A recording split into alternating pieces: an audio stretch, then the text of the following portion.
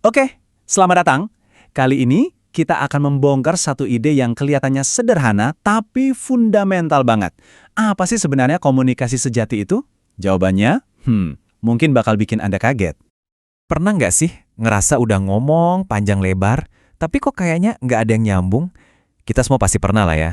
Rasanya tuh frustrasi banget, udah ngejelasin sejelas-jelasnya, pesannya mental. Kayak ada tembok gede nggak kelihatan di antara kita. Nah, ini dia nih, akar masalahnya. Jadi sumber yang kita bahas bilang, tujuan akhir komunikasi itu bukan cuma ngirim informasi dari A ke B, bukan.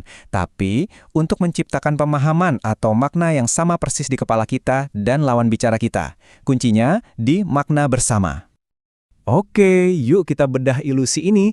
Biar benar-benar paham kenapa kita sering banget salah paham, kita harus mundur sedikit. Lihat ke akar katanya dulu, kata komunikasi. Nah, coba lihat. Ternyata dari bahasa Latin communis, yang artinya membuat jadi umum atau berbagi. Jadi dari sananya aja, konsepnya itu bukan ngirim, tapi nyamain. Tujuannya itu bikin sebuah ide atau perasaan atau info jadi milik kita bareng-bareng. Terus, gimana dong caranya kita bisa nyamain makna ini? Ada satu konsep kunci yang keren banget, namanya isomorfisme. Ini yang ngejelasin semua mekanismenya. Yuk kita lihat.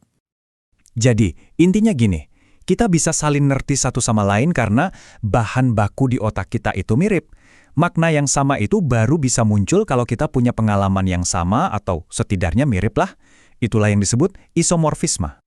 Dan alur ini nunjukin prosesnya dengan jelas banget. Lihat deh, semuanya itu dimulai dari pengalaman bersama. Itu fondasinya. Dari fondasi itu, baru dia bisa kebangun makna bersama. Dan ujung-ujungnya, barulah terjadi komunikasi yang efektif. Gak ada langkah pertama, ya langkah terakhir itu mustahil. Terus, apa aja sih yang bisa ngebangun pengalaman bersama ini? Nah, beberapa faktor kuncinya itu misalnya, makin mirip budaya kita, status sosial, tingkat pendidikan, bahkan ideologi, makin gede juga kemungkinan kita punya isomorfisme yang kuat. Ini yang bikin ngobrol jadi jauh lebih gampang dan nyambung. Ide ini sebenarnya bukan hal baru loh. Udah banyak banget ahli komunikasi yang dari dulu nekenin pentingnya kesamaan makna ini. Coba kita intip beberapa pendapat mereka. Menurut Raymond Ross, dia lebih fokus ke hasilnya. Komunikasi itu, katanya, usaha sengaja buat membangkitkan makna yang serupa di kepala pendengar. Perhatiin ya, bukan identik, tapi serupa. Ini poin penting banget. Kalau Edward de Pari, dia ngajak kita balik lagi ke akar katanya. Dia nekenin kalau tujuannya itu buat mencapai kebersamaan. Wah, kata ini pas banget ya buat ngegambarin esensi dari komunis tadi. Nah, Reddy Panuju pakai istilah yang mungkin paling kita kenal, saling pengertian. Ini kan yang kita cari-cari pas lagi ngobrol ya kan? Perasaan di mana kita tuh benar-benar dipahami. Wah, kalau pandangan dari Myers ini, jujur, menarik banget. Soalnya dia ngasih sentuhan realita yang agak menusuk. Dia bilang, nyari makna yang sama itu prosesnya nggak selalu mulus. Seringkali ini kayak transaksi yang bahkan bisa ada konfliknya, waktu kita berusaha ngejembatanin semua perbedaan kita. Nah, ini ngebawa kita ke bagian akhir. Terus gimana kita bisa nerapin semua ini ke obrolan kita sehari-hari? Yuk kita lihat lebih dalam. Idealnya sih, kita pengen isomorfisme total ya kan, pemahaman 100%. Tapi di dunia nyata, komunikasi kita itu cuma punya tingkatan kemiripan yang beda-beda. Pasti selalu ada gangguan atau noise, bisa suara berisik, bisa prasangka, bisa emosi, dan yang paling penting, kita semua kan punya latar belakang yang beda-beda. Ini yang bikin pemahaman sempurna itu hampir mustahil.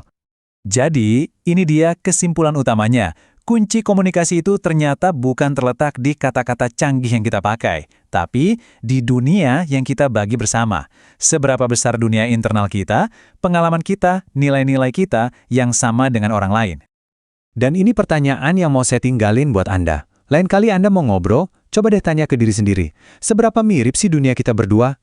Karena sebelum Anda mencoba menjelaskan sesuatu, coba berhenti sejenak dan pikirin, fondasi pengalaman bersamanya udah ada tuh belum? Karena disitulah kunci supaya kita bisa benar-benar dipahami.